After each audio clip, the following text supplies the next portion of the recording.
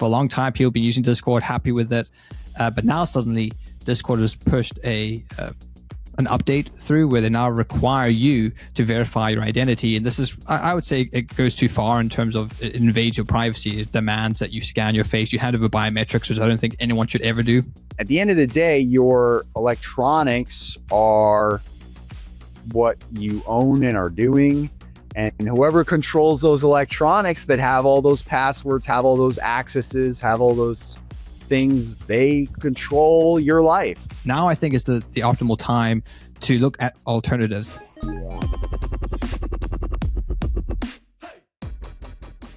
Hey everybody, welcome to another awesome episode of Crowdfunding Nerds. I'm your host, Ashton, and I'm joined as always by Mongoose. And today, we're using gamer tags today. Hiding our identities. Yeah, we are joined by a privacy consultant from a company called Simplified Privacy, and his gamer tag, or just his name today, is Shadow. Welcome to the show. All right, great to be here. Yeah. I'm excited to have you, and also a little nervous because I feel like, the People's Republic of North Korea, whatever, and, China and Russia are all listening. So who are you, and what is your kind of expertise? What is your company all about? Right. Yeah. So we're a little less of a company and more of an organization. So it's a general technology group for Freedom Tech, where people come and they ask questions, and we teach people about Linux, teach people about how to make their phones more private. So we have a bunch of group chats on a lot of different platforms, and people come in and ask tech questions. And a lot of the people who answer those questions were the ones who were answering it maybe a year ago. So it's sort of a volunteer community, a lot of it. And then we do have a few products, such as we have a VPN, we sell physical phones.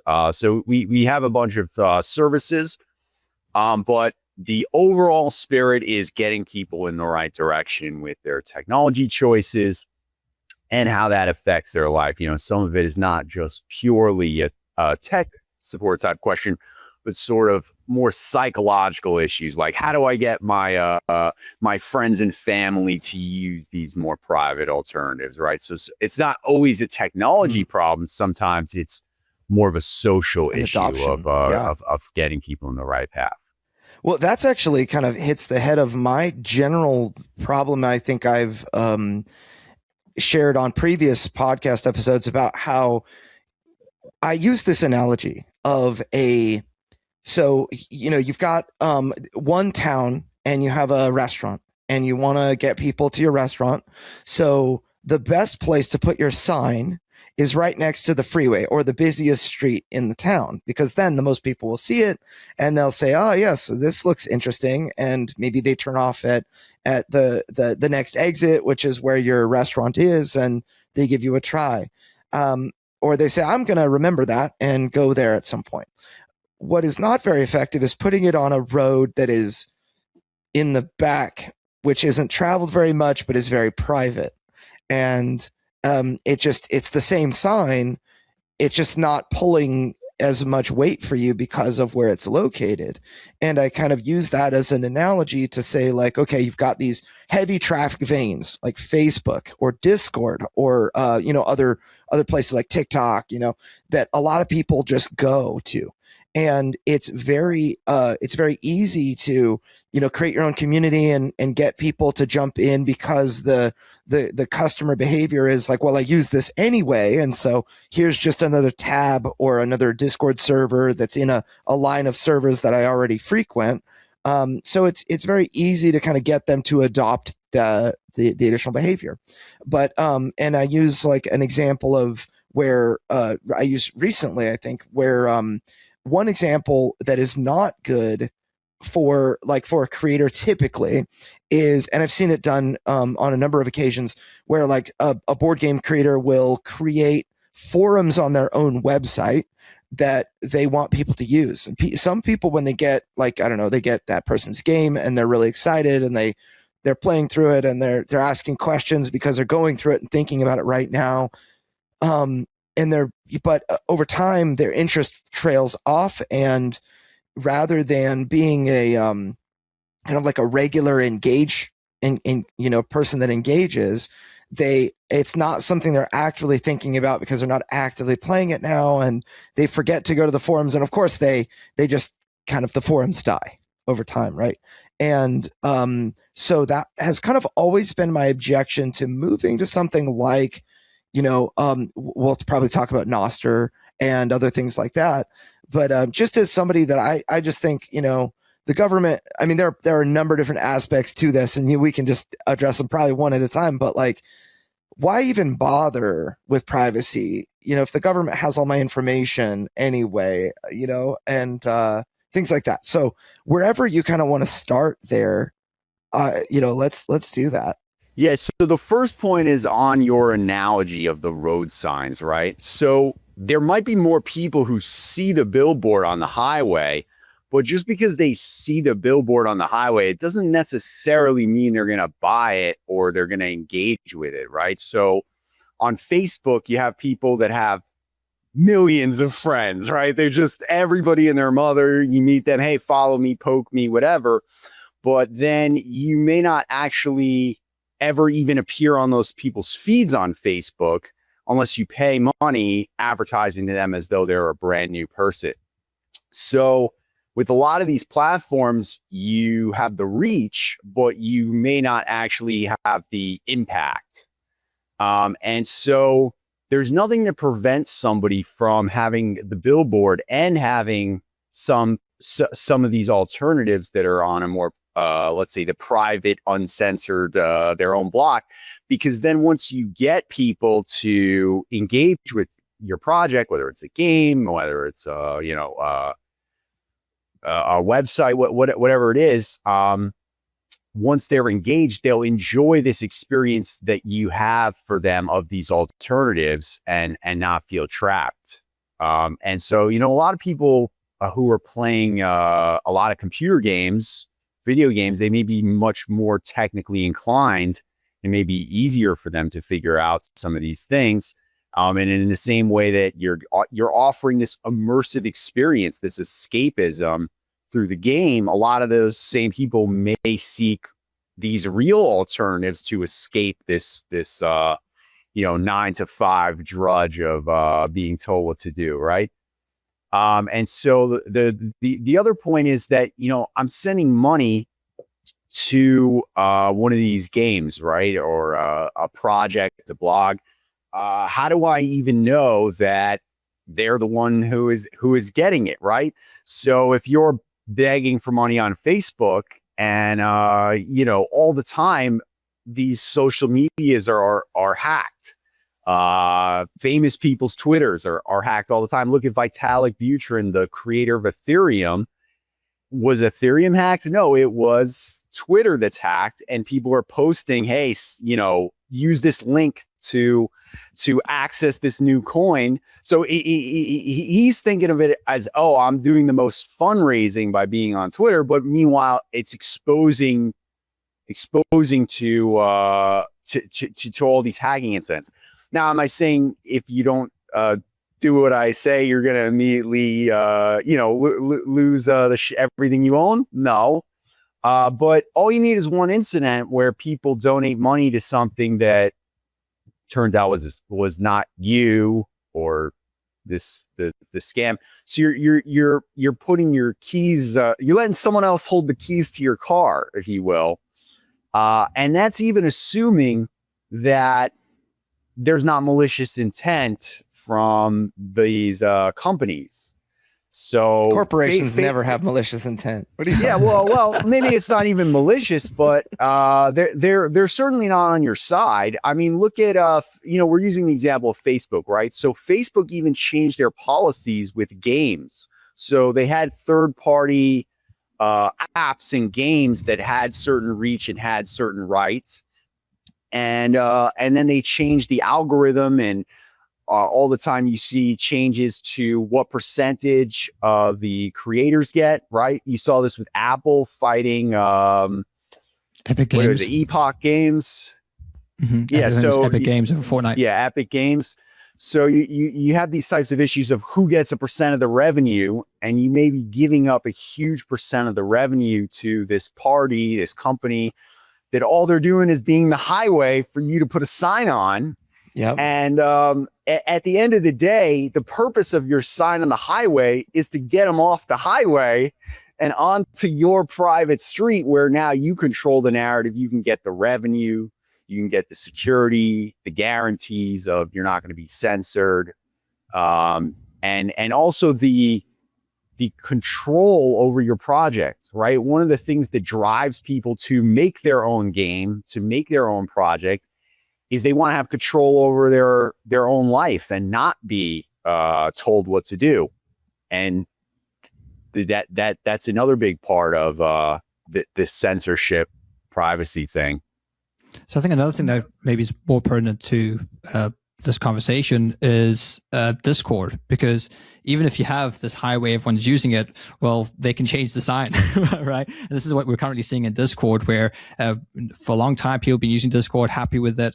But now suddenly Discord has pushed an update through where they now require you to verify your identity. And this is, I would say it goes too far in terms of it invades your privacy. It demands that you scan your face, you hand over biometrics, which I don't think anyone should ever do. And so now I think is the optimal time to look at for alternatives, and particularly alternatives which something like this can't happen again, because we sort of want to future-proof our businesses. It's one reason why we tell people to collect emails, because no matter what social media is popular, nearly all of these requires an email. And at least with an email, you have some type of direct communication with your customers, even though email has issues as well. But it's better than growing a following on Facebook or Twitter or something, where you can be banned, you can be hacked, and they can just change their algorithm. They can change the service in and of itself. So I think a lot of people now are probably looking for alternatives to Discord, because I imagine a lot of people are going to be leaving Discord, or at least searching for an alternative to Discord. So this is really the kind of basis of this overall conversation is there alternatives to Discord, and are there alternatives which are future-proofed, where it's baked into the architecture of the actual system, where it can't just be changed and updated, so that now you have to hand over biometrics or a blood sample, or who knows what else you have to do, or pay. So that's why one reason we kind of want to get you on as well, because I know you have a lot of experience in alternative tech, privacy tech, and thinking about these systems which can't really be altered. Right. Yeah. So for Discord, the main thing is like basically just a group chat, right? So there are more private alternatives, things such as Signal. Signal is fairly easy to use for the average person. It is linked to a phone number, but it is a centralized service. So you do have the issue of, they can rug pull and censorship, things like that. Signal is an option. There's also Session is another popular one. With Session, you can actually self-host the group chats. So you're not hosting the entire platform. It's just the server itself is on a server you control. So it's totally uncensored group. There are other self-host ones. There's like Matrix, which has clients. So the client is what you're using on your device, right? Whether it's a phone or a computer.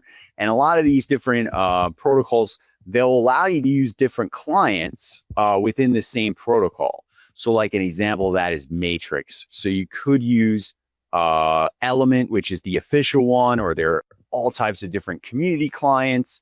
And people can choose whatever they want and join these different groups.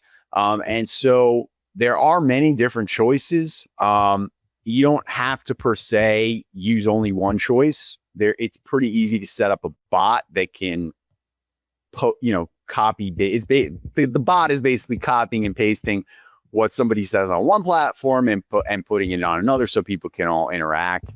The main thing I would say is if somebody's right now using Discord, is to try out one of the alternatives and to see what your audience is into, right? So maybe I'm not the one who decides what everybody does based on some like really technical point, but you throw up a couple of links and see what your audience is into.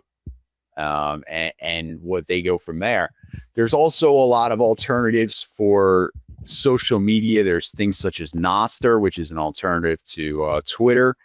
And a lot of the Nostr users are happy to see even brands come on there. So you will get some traffic that people are happy to see that there's awareness of it, just based off of that. And it doesn't cost any money to join or sign up. So somebody who's looking to raise money for a project, the biggest obstacle is probably getting people's attention, getting awareness. So when you join some of these more niche protocols or platforms, you get people who are excited about that pre-existing thing. Doesn't cost you any money to do it. And you're now onboarding potential fans who could be interested in playing your game or donating to your project because they want to see more involvement in that. And I think a great example is, so we had a VPN that really had nothing to do with Nostr. And so one of the issues with the Tor network is that you don't really know, you're hopping around to different servers around the world for privacy purposes. But how do you know like who these people are that are running the server? You know, it could like all be the same guy, you know, or it could just all be the government. We don't know. So we had this idea of we could put Nostr profiles into the VPN, and this way it has this encrypted verification of who it is, and it's tied to this social media. And although we launched this fairly recently, we had a dramatic increase in the signups. The revenue for the project increased by incorporating this basically unrelated social media to a VPN, because it got these people engaged that's the first time they're ever seeing that. So, I mean, I'm just throwing it out there. People, you can incorporate these types of freedom protocols in a game, in whatever it is, in a storyline, and you're basically getting free exposure and fans for a pre-existing thing, right? Yeah, I'm wearing my Cypherpunk hat right now because Sean is designing this game, and it had a much wider appeal than I initially expected. Sean ran some ads for Cypherpunk. It's a game about encrypting messages in a maybe a not too distant future when the government has sort of taken over, and there are actors that are kind of rebelling against this total control of this technocratic surveillance state, and trying to like get messages to each other and complete missions under surveillance and whatnot. And it had a lot of people that were really excited about it. And I think that for me, I think one of the most important things that any project has is a group of people that are like hardcore fans. I don't need to have 100,000 Fairweather fans. I need to have 300 hardcore fans. And with something like that, I mean, those people will spread the word, will encourage others. I remember my game Deliverance, the first time that we went to Kickstarter, we ended up raising like $300,000. And I don't want to say we got censored, but we fell into, like, after the fourth or fifth day, we just fell into obscurity. We were like one of the last possible projects that you could find. We were project like 258 out of 262, on the platform, where people were looking for us and they couldn't find us. But we still kept growing because people were like, some guy would go to his small group and then tell all his friends, like, hey, you need to get this game. It's called Deliverance. It's like the perfect thing for us. We need to all support this game. And then, they would tell me stories like, I have a small group of 8 people and 6 of them have bought the game already, and I'm working on the last 2, and, that kind of thing. And that's really how our first game kind of got off the ground. It had that kind of hardcore user base. And I think that a game like Cypherpunk has a hardcore audience that's just very interested in that. And I think that applying this to some of the best arguments that you made in my view were that like using Nostr as an example, this alternative to Twitter, where people are actively using that. So it's not like nobody is using alternative systems. There are people using alternative systems, and they are, and they're just kind of happy to see you there, you know. And you said like you get a signal boost just almost like just for joining, because there are people that actively use it and look for other companies that are doing the same. I think that's a really, really powerful point. And then another point that actually you brought up, Sean, was, actually, well, so the control over your own assets is kind of what I, summarize it into, which is, we always advise people to control your email list. You should not just be sending people to Kickstarter or to GameFound or whatever, where they can follow your project there, because then Kickstarter or GameFound owns those followers and you have the right to speak with them. But if anything happens, then, even if you simply decide, oh, there's another alternative that I want to use, like GameFound wasn't a thing 5 years ago, really. And then today they're a major competitor for for board games on Kickstarter and to Kickstarter. So Kickstarter was the big dog that had all the board games, and now GameFound, there are a lot of people who migrated over to GameFound and use that platform now. And so all the followers they had built on Kickstarter over the years, those followers dwindle, and they can, message people on old projects or whatever, but they can't really, it's not very easy to bring those people with them to a new platform. So you're going to lose a lot of people by transferring platforms.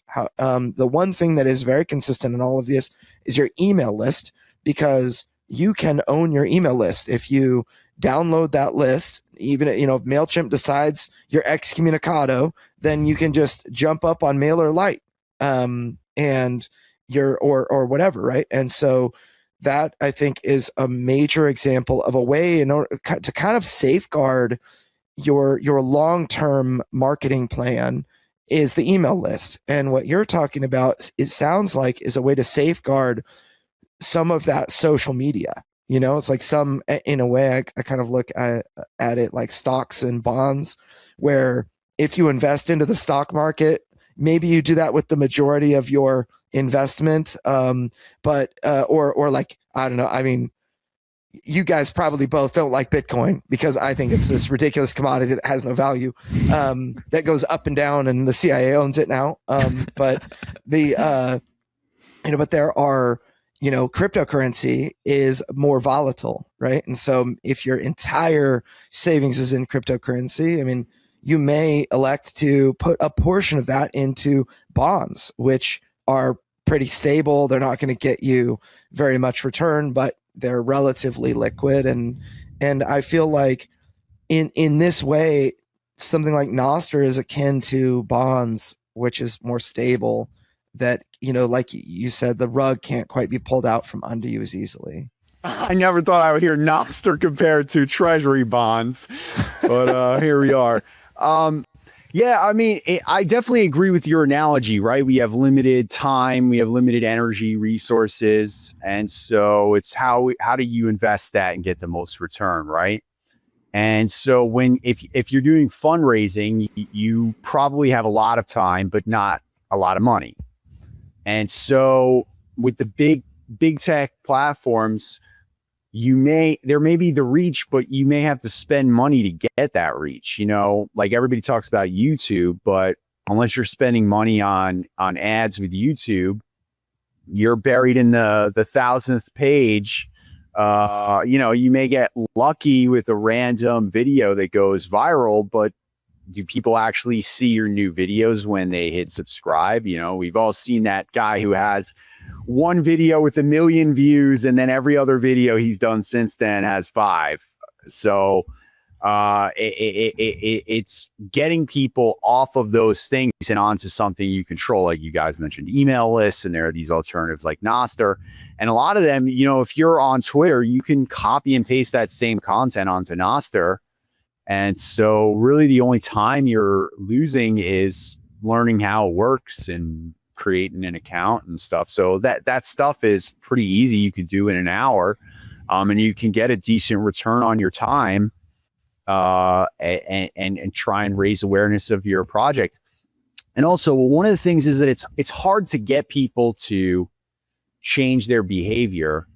But one of the easiest ways of doing that is with games, right? You can reward somebody in a fun way. They can get some kind of bonus or some kind of thing if they sign up for an email list, if they, you know, follow you on some alternative platform. And you can use bonuses and incentives as a way of driving people towards things you want them to do. So one thing, when I was developing Cypherpunk and trying to think of a community, I figured, well, no one's going to join Facebook, because if I'm targeting a bunch of privacy conscious people, they're not going to be too comfortable going there. And I remember for me, the kind of debate was between Session and SimpleX. I think I settled on SimpleX because I thought it had better features to manage communities. Like it had moderation, it had like welcome messages, and I don't think there was a cap on how many people could join a group. Is SimpleX something that you would recommend as well as a kind of privacy preserving chat messaging app? Yeah, SimpleX is okay. There are issues when the group gets larger on there. So I think it depends on how much the person is going to be scaling and such. Like we have over 1,000 on there, but there's some issues with seeing it across devices. So I wish them the best, and I think they're developing, but I'm not sure it's 100%.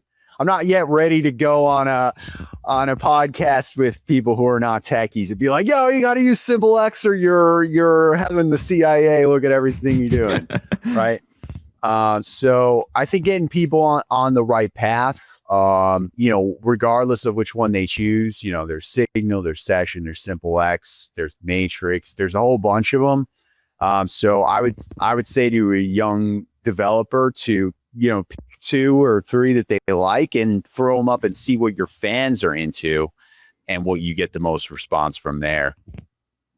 In terms of ease of use, what would you say would be the kind of easiest to jump in with, like minimal setup, minimal kind of research in terms of getting up and running?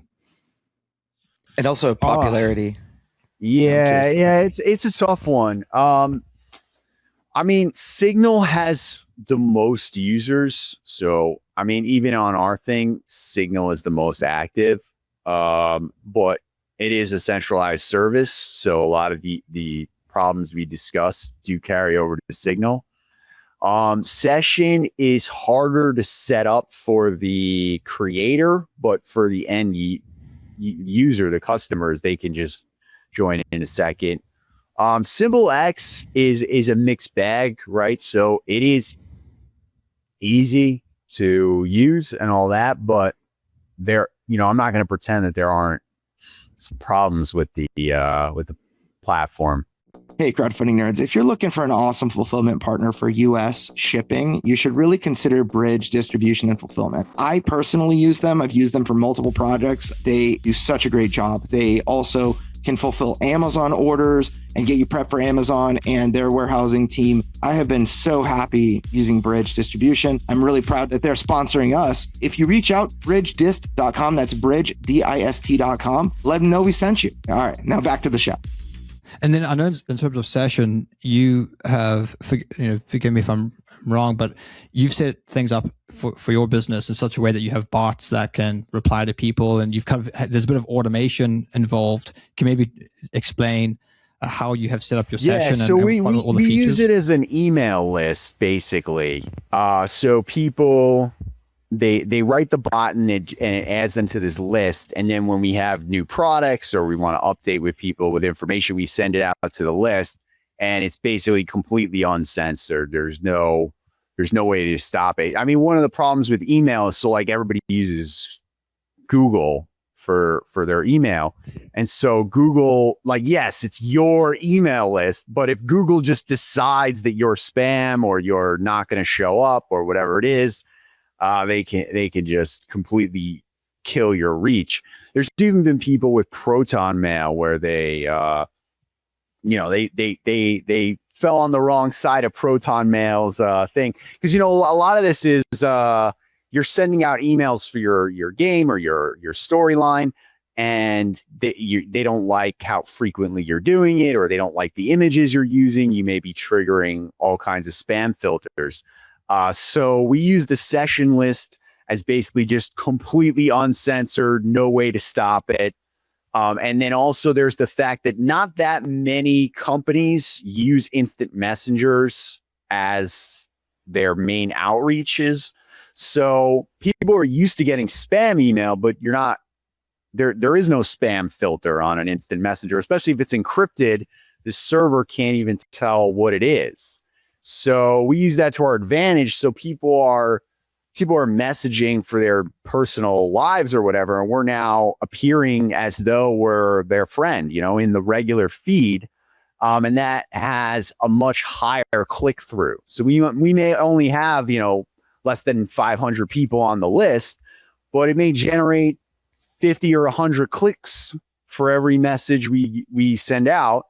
Compared that to email, you may get nowhere near 10% even, so it's a much higher rate, and then people have more brand loyalty. But you have to be careful when you're appearing on somebody's phone or their feeds like that, because you don't want to actually spam them then.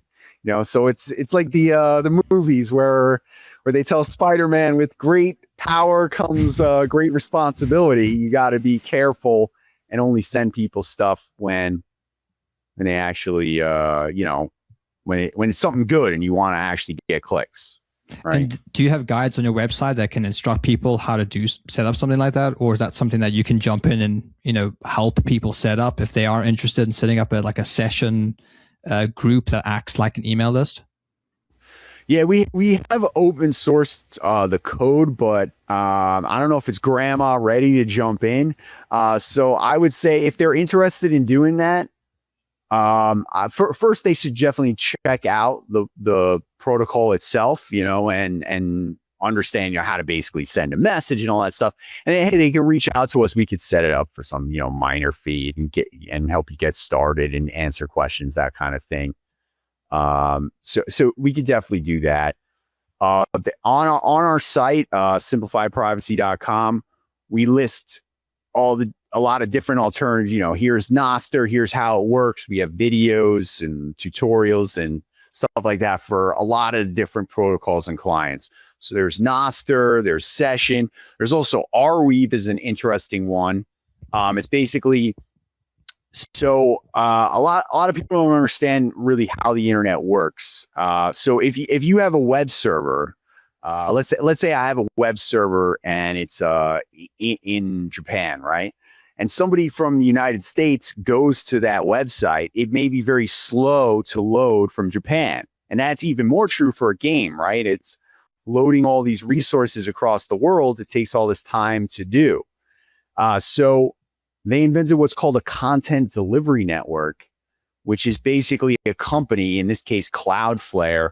They host the servers all over the world. So you don't even know that the server is in Japan. It's rehosting that content in the US, in Europe, in South America. And so this makes it faster to have the content everywhere.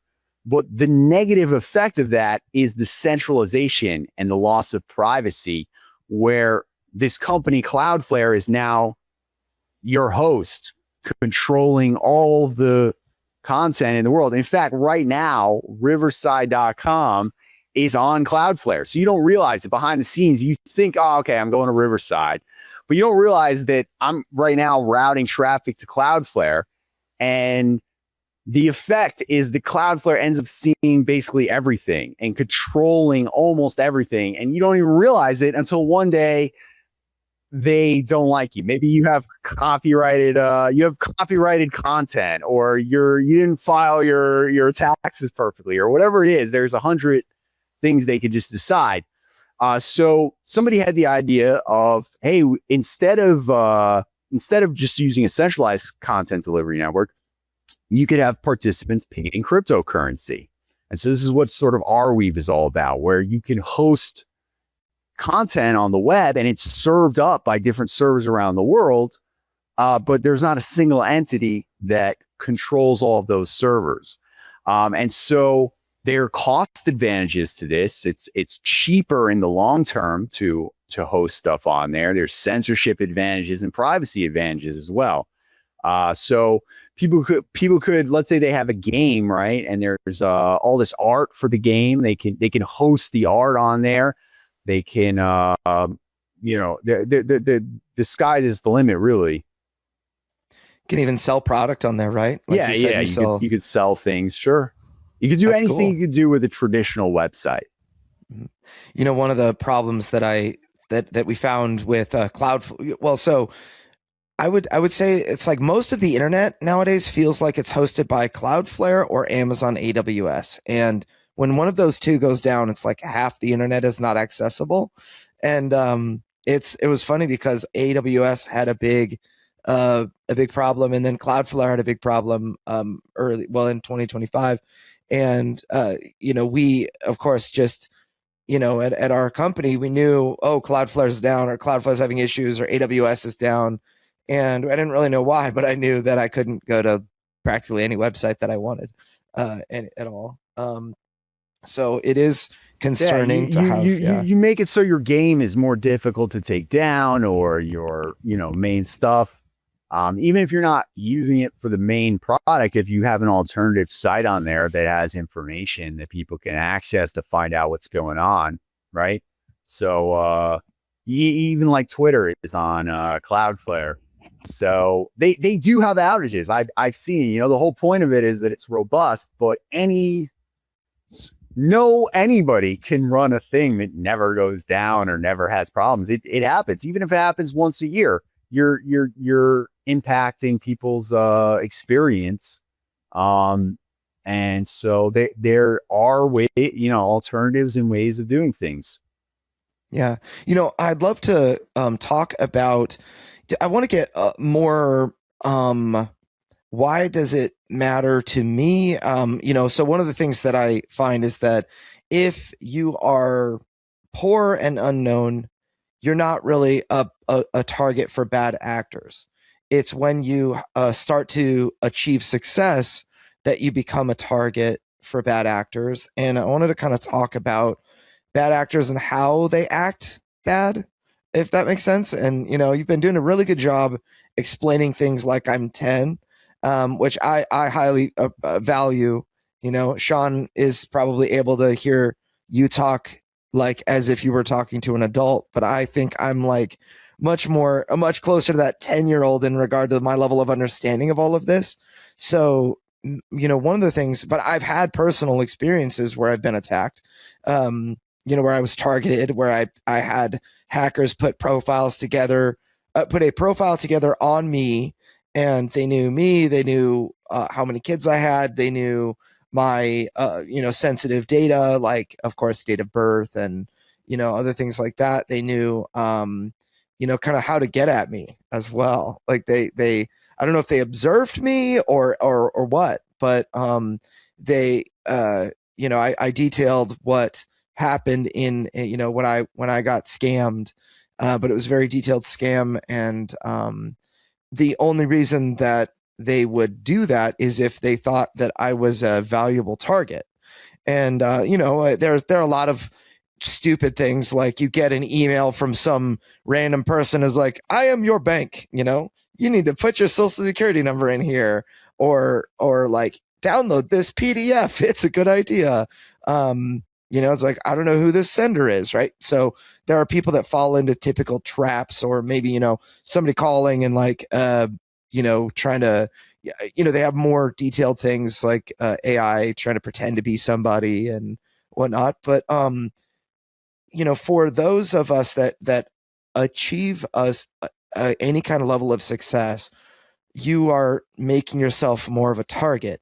If you raise hundreds of thousands of dollars on a Kickstarter, you may be somebody who has never seen that much money in your bank account before. I certainly have never seen you know, when I had $486,000 deposited into my bank account after our latest Kickstarter, that's a lot of money. Like, shoot, dude, I feel pretty shocked to see that number in the bank account. Well, for somebody like me that had never really experienced that level of success, you know, it sure makes it like low hanging fruit for a hacker, right? Or for a bad actor. So I'd love to transition to like, where am I vulnerable right now? Where's the average person vulnerable? What do bad actors look for? And who is doing this type of stuff? Who's, you know? Yeah, I mean, what you mentioned is definitely true and relevant to fundraising. So, I mean, the first thing is I would make sure that you are using different and complex passwords for all the different services you're using. So you wouldn't want to, like, for example, use the same password for your Kickstarter as you are for Facebook, because then it's going to make it so that if any of these companies have a data breach, that a bad actor is going to use that same password and try it with the same email across all the different services. So you want to have different passwords and ideally different, some kind of difference in the email. Maybe you have one email that you're using for like your personal stuff and accounts like that, and then have a dedicated email for your project for fundraising and things like that to provide some security isolation for those types of things. Obviously, all the things that apply in general security. So for I know the issue of switching to Linux or not is very controversial with gaming because there's obviously not as much support for all the games. And people have this feeling of like, oh, why should I bother doing that when, you know, the vast majority of people are using Windows, right? But at the end of the day, your electronics are what you own and are doing. And whoever controls those electronics that have all those passwords, have all those accesses, have all those things, they control your life. And so as long as you are using Microsoft or Apple, they are the one at the end of the day that is calling the shots. You know, people don't like the idea of that because it's sort of obfuscated away, and you don't have to think about it as long as you're following all the rules. But every once in a while, you see in the news stuff surfacing up. There was a senator who complained, who released information from a whistleblower that Google and Apple were giving 100% of the notifications for mobile phones to the government upon request. So that's, in my view, that's a pretty scary thing that they can go, you know, they bring up your name, you raised $500,000 on a Kickstarter. Hey, let's bring up his notifications and make sure that you dotted every period and filled out all your forms properly and all this stuff. So there's not only these censorship issues, but there's these privacy ownership type issues. So switching to open source things such as Linux, such as de-Googled phones, is a great step to controlling your situation. And there's nothing that prevents you from, there's what's called dual booting, which is where you can start up with Windows or Linux, and you can boot into either one. So you can do some fundraising, do some web dev. Also, you know, if you're running a game, you're probably doing servers, right? And so you're going to SSH into those servers. So a lot of people in the tech industry, they sort of have it backwards, where they're using a MacBook to SSH into a Linux server, but the Mac is the one calling the shots. You're typing in the commands to tell the Linux computer what to do. It has the keys on that Mac computer, and then that same MacBook is SSHing into all of the different Linux servers. So you have the king, the the client with all the keys to the castle is the one that you don't own, for you to SSH into a Linux box and say that the Linux is too complicated. You just did the Linux commands. You just did the same exact thing, but you gave up all the benefit of Linux. You bore the sadness of learning the Linux commands, but you don't get the benefit of having the ownership. Yeah, I think another thing about privacy is it's something that we need to really normalize, because when you buy a house or you rent a house, it's a given that there's going to be a door on the toilet, right? And that we assume that the door on the toilet is not going to be transparent, and we also assume that the glass on the window in the toilet is going to be frosted.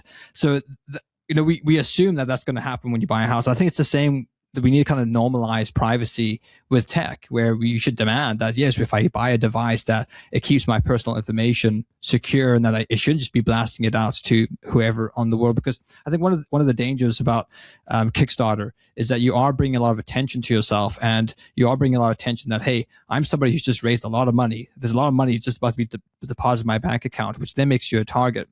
And then it comes, well, if someone can fake your identity and knowing that you have all this money, they can then either access that money or do things in your name. So this is where I think in terms of privacy, it's important to have safeguards, certain identifiers about you that you keep private. And Andrew and I just had a conversation about this recently, that I don't publicize my date of birth anywhere on the internet. And when I do, it's always a fake date of birth. Because one of the first things a bank will do when they ask you to affirm your identity is ask for your date of birth.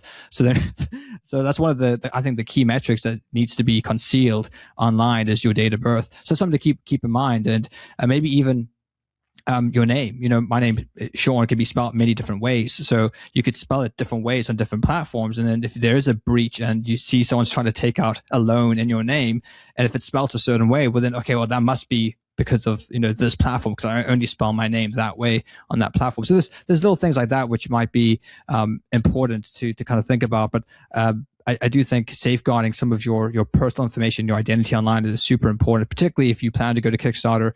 If you are going to be raising lots of money, you could become suspect to a particular attack. So thinking about privacy is not just, this is like all kind of like theory stuff. No, it actually has a very practical implementation to your business and to your life overall.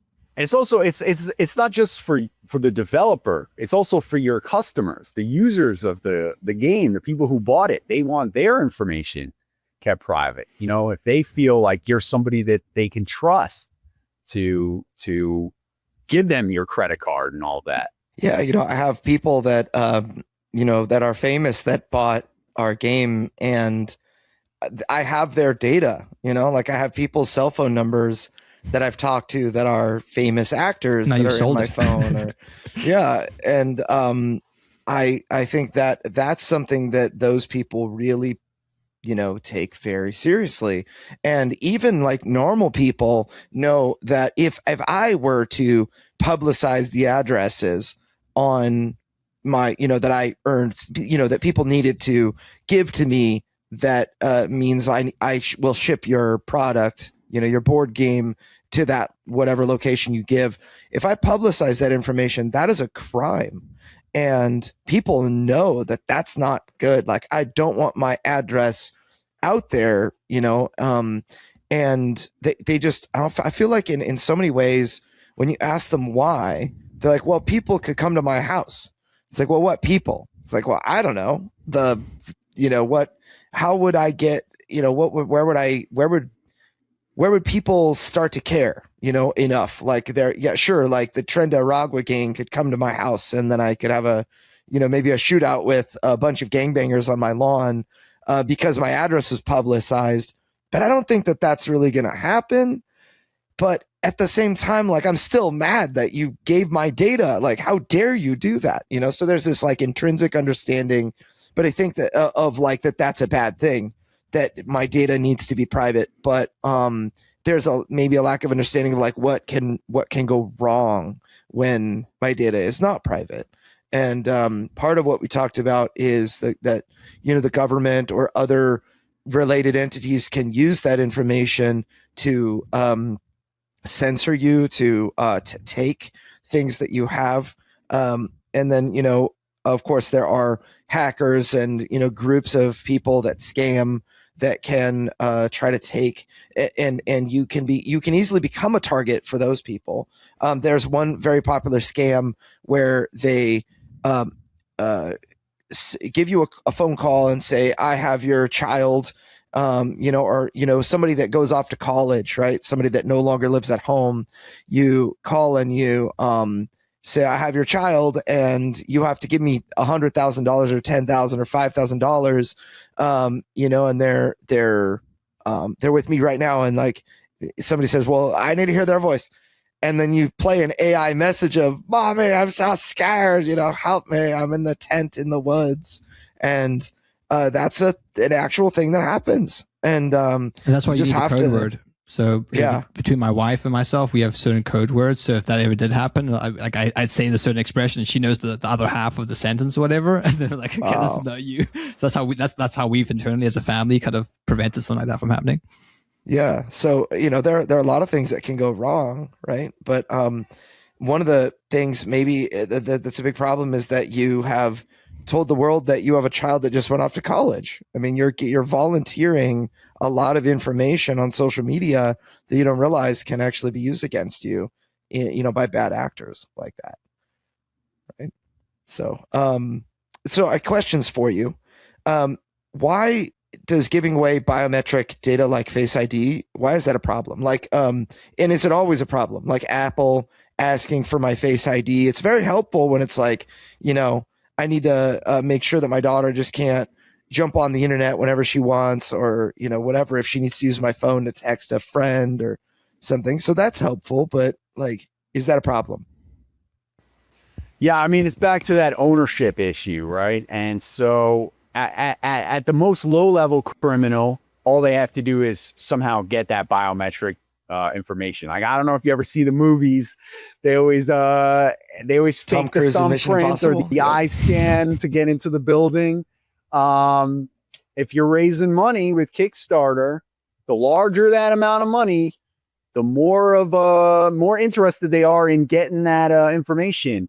All the time, people are putting photos of them on the internet. They're putting all types of information out there.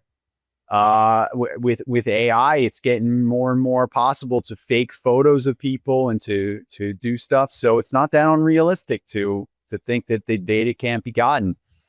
So you're making yourself a target, as opposed to if you use a complex password, you can achieve the same security. I mean, we also have to differentiate between like somebody's just unlocking their phone versus the password to an account where they're sitting at a computer, right? So if you're in a situation where it's important stuff like accessing your fundraising accounts, for there you would want to err on the side of security and caution, because it's just as convenient to copy. There's password managers, right? They create a complex password, save it for you. And so it's just as convenient to copy and paste the long password as a short one into the box. So for there, you want to err on the side of caution. With the unlocking of phones, you're carrying the phone with you everywhere. And a lot of people have banking apps, and all types of things on their phone. So it's not that unrealistic to think that, you're in the subway or something and somebody pulls a knife or a gun on you and asks you to unlock your phone to try and clear out your bank account or whatever. They want to do something. The more you're raising, the more funds you're raising, the more of a target you could be. And it's also this ownership issue of you want to have access and now other people. Most people don't think they're going to be the target for the government, but you never know. So in a lot of countries, for example, the UK, the United States, the police can force you to put your thumbprint or to scan your eye to unlock a phone, but they can't have those same powers for if it's a password. So these all point to different reasons, from the low-level criminal on the subway to the government to somebody trying to target you specifically, as to why you would want to make it about a password and not using your eye or your thumb or things like that. And the big thing in the backgrounds that nobody wants to talk about is that if everything is tied to your eye and your thumb, all you have to do is one like Demolition mistake Man. and you're cut off. It's that dystopia of we're all be under the control of the emperor, and the biometrics is the first step in controlling everybody. 'Cause if you can access resources by just generating an encryption key or generating a random password, it's much harder to control or stop that behavior. And so who wins in the end? You get that power and control. I think another thing is that there's this expression that whatever is on the internet stays on the internet. So if you're uploading biometrics, now one of the advantages you've mentioned is that with a password, you can change passwords. You can't change your face, right? So if there's a leak and your biometrics are now on the dark web or on the internet where someone can just buy them or access them and fake to be you, well, there's not much you can do because you can't exactly change your face. And there have been leaks. So Discord, this is kind of the basis of this conversation. Discord just had a massive leak of their data, and now they're asking for the most sensitive information that you have, like your actual face. I think it's absurd. And there's been plenty of data breaches. There's a website, haveibeenpwned.com. You can put your email, just see if your email has been part of a data breach. There's things like the T app, which went famous, was like this dating app, and people uploaded their ID that got breached, and so everyone's ID was now leaked. So that's something to keep in mind as well. If you are using biometrics, and you have to trust the people who are storing it. And then even if they say, well, we delete it after 24 hours, well, you have to trust that they delete it after 24 hours. Who's to say that they're actually going to do that? So I find it a gross invasion of someone's privacy biometrics. It's not something I never really want to touch because I think a password is great. You can create robust passwords, and you can change a password, and you can even create passwords very easy just with random letters, random numbers, and then use them once and never use them again. That's actually an unbreakable form of encryption. If you understand cryptography, if you just use random letters, random numbers, you only use them once. It's pretty much unbreakable. You're pretty much unable to break those types of things. So that would be my main concern with biometrics. Maybe one thing we should jump into quickly is XMPP messaging. Could you talk a little bit about that? And does that play a role in kind of community building at all? Oh, yeah. So XMPP it's similar to email, right? Where you have a username at the server. And so you can self-host XMPP. It's very fast. It's very efficient. There are different clients. So there's a different one for your phone or whether you're using a computer. I personally prefer XMPP. I would say it's the best out there. The only negative I would say is that there's a lack of, let's call them free servers. There's not that many servers where somebody can just sign up and whatever. So if somebody wants to get involved with XMPP, they really have to self-host. It's not 100% that it's not completely true, but if you were to just use let's say a random public server, you're like kind of putting a random guy in charge of your whole situation, which you don't want to do, because I mean that's just really setting yourself up. I just want to make one other point though that you made me realize. So we're talking about convenience, right? And people, as Discord is rolling out all this stuff and all this work you have to do to maintain your account or to start a new account, somebody who wants to join your group just to ask a question about the game is not going to feel like now having to upload, if to ask a question about your game, they now have to do all this work. They're going to go, screw this game. It's too much work. I don't want to do all this stuff. But a lot of these privacy alternatives, they don't ask for anything. Just type in a name, type in a password. So whatever alternatives you choose, whether Session, SimpleX, XMPP, Matrix, all of them, if the guy is providing the server, you're doing the work. The end user is not. And so they can just quickly join and it be frictionless. And a lot of projects are on Matrix. There's a huge laundry list of them. And so once people have an account, they can join multiple groups. And, the more Discord's going to crack down, the more there is going to be network effect of these alternatives. And again, it's back to the exact same thing that happens with Nostr, where people are like, oh, I want to look for alternatives.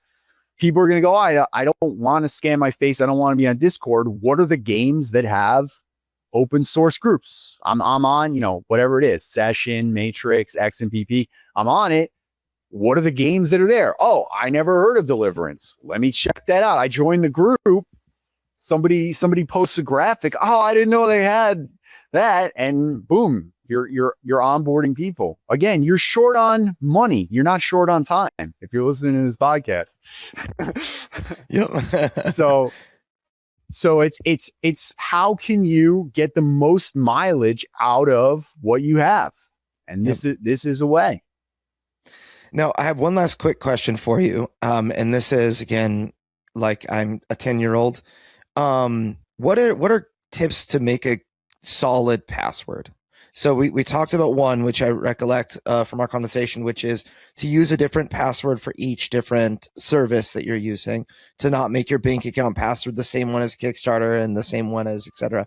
But what about like a single individual password? I know you can have like Google or Chrome randomly generate one for you and like save it. You can use a password manager.